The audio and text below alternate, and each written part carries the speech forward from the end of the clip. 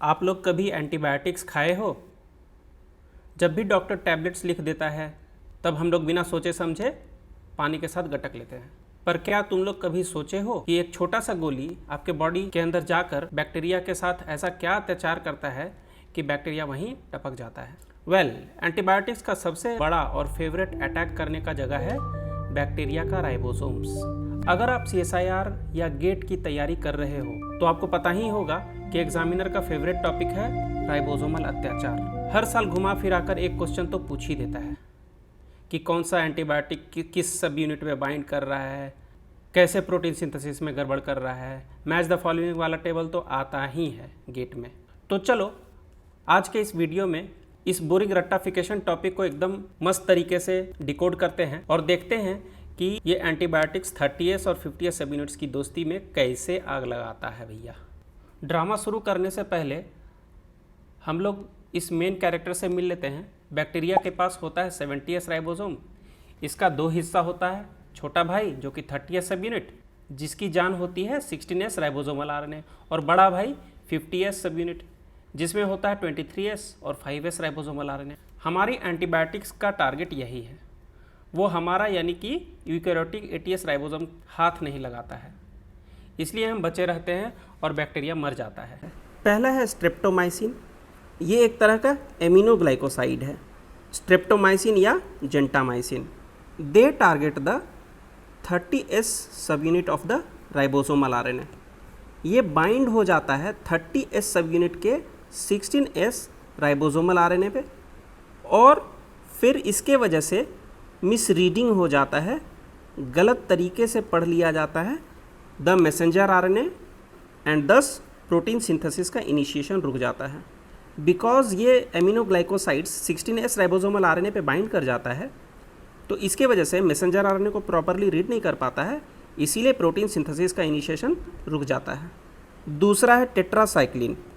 Tetracycline भी 30S को target बनाता है। ए साइट जो है ब्लॉक हो जाता है and it blocks the binding of amino acyl tRNA, इसको चार्ज tRNA भी बोलते हैं, to the A site.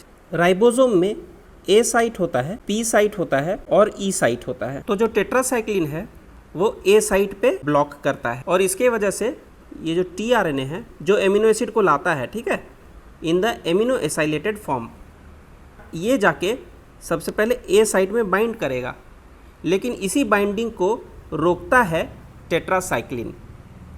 Next antibiotic है क्लोरेमफेनिकॉल। ये क्या करता है? 23S राइबोसोमल RNA को इनहिबिट करता है, जहाँ पे पेप्टिडाइल ट्रांसफरेज एक्टिविटी होता था। यानी ये क्या कर रहा है? ये राइबोजाइम कंपोनेंट को इनहिबिट कर रहा है कि नहीं? ये कहाँ पे था? 50S सब यूनिट था, ये लार्जर सब यूनिट में रहता है। मैक्रोलाइड्स, ये भी 23S RNA पे ही इसका एक्शन है। ये बाइंड कर जाता है at the exit site of the ribosome. E site हम लोग बोले थे ना, एग्जिट साइट पे ये बाइंड कर जाता है। अब इसके वजह से क्या होगा? ब्लॉक हो जाएगा ट्रांसलेशन या प्रोटीन सिंथेसिस। नेक्स्ट है प्यूरोमाइसिन। प्यूरोमाइसिन 50S सब यूनिट पे एक्ट करता है। प्यूरोमाइसिन मिमिक कर लेता है ए साइट को और जाके वहाँ पे बैठ जाता है। तो इसके वजह से क्या होगा? यहाँ पे प्री मैच्योर चेन टर्मिनेशन हो जाएगा पॉलीपेप्टाइड का, या प्रोटीन सिंथेसिस प्री मैच्योरली बंद हो जाएगा। चेन टर्मिनेशन, यहाँ पे चेन का मतलब है प्रोटीन। नेक्स्ट है राइसिन। ये एक टॉक्सिन है जो कि ऑब्टेन्ड होता है कैस्टर बीन से। ये एक ऐसा इनहिबिटर है जो यूकैरियोट्स में काम करता है। It acts on 28S ribosomal RNA जो कि 60S सब यूनिट का पार्ट है। इसमें क्या होता है? 28S राइबोसोमल RNA से एडेनिन रिमूव हो जाता है। एडेनिन के रिमूवल को क्या कहा जाता है? Depurination, which is a removal of purine. जहाँ पे भी डी लग गया इसका मतलब रिमूव हो रहा है। अब एडेनिन के रिमूवल के वजह से क्या होगा? राइबोसोम्स जो है इनएक्टिव हो जाएंगे, और राइबोसोम्स इनएक्टिव होंगे तो प्रोटीन सिंथेसिस स्टॉप हो जाएगा। तो दोस्तों होपफुली आप लोग को मज़ा आया होगा एंटीबायोटिक एक्शन देख के। ये एक टेबल से आपको CSIR और गेट के क्वेश्चन जरूर सॉल्व हो जाएंगे। अगर लगता है कि दिमाग का प्रोटीन सिंथेसिस आज थोड़ा ज़्यादा तेज हो गया है तो वीडियो को लाइक करो, उन दोस्तों के साथ शेयर करो जो इसको रट्टा मार मार के हालत ख़राब कर लिए हैं, और सब्सक्राइब करना मत भूलना ताकि अगला हाई यील्डिंग टॉपिक मिस ना हो। See in the next video. Study hard, rock your exam.